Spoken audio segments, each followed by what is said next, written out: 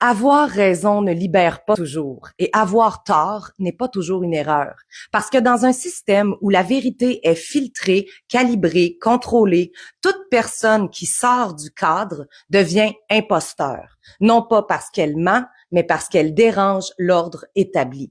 On croit que la vérité nous sauvera, mais dans un monde bâti sur le mensonge, la vérité devient une arme à double tranchant. Elle isole, elle dérange, elle expose. Et pendant qu'on cherche à comprendre, eux, ils nous étudient. Ils nous connaissent mieux qu'on se connaît nous-mêmes. Nos réactions, nos peurs, nos désirs, nos failles, tout est mesuré, analysé, enregistré. Ils savent ce qui te fera plier avant même que tu t'en rendes compte. Et pendant que nous vivons, nous jouons, sans le savoir, dans les 4 phases transactionnelles de la psyché humaine. La première, je suis OK, tu es OK, c'est l'équilibre, le respect mutuel, la conscience.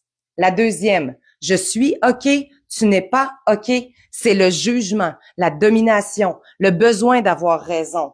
La troisième, je ne suis pas OK, tu es OK, c'est la culpabilité, la soumission, la perte de confiance en soi. Et enfin, la quatrième, je ne suis pas OK, tu n'es pas OK, c'est la déconnexion totale, le chaos intérieur, le désespoir collectif. Le système adore quand on glisse dans cette dernière phase, parce qu'un peuple qui ne se sent ni OK avec lui-même, ni OK avec les autres, devient facile à contrôler. Divisé, épuisé, désorienté, c'est là que réside le vrai pouvoir des mots. Les mots guérissent ou détruisent. Ils façonnent la réalité. Ils peuvent libérer une âme ou asservir tout un peuple. Les mots sont des armes et le silence, parfois, en est une encore plus puissante.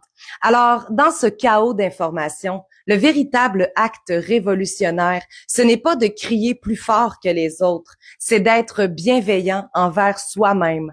Parce que refuser de se haïr pour avoir vu ce que d'autres refusent de voir, c'est déjà un acte de résistance. C'est choisir la lucidité sans sombrer dans la haine. C'est garder le cœur ouvert dans un monde qui t'invite à le fermer. C'est refuser de devenir comme ceux qui t'ont blessé. Oui, avoir raison ne libère pas toujours, mais comprendre sans se détruire, ça, c'est la vraie liberté. Merci, Steven.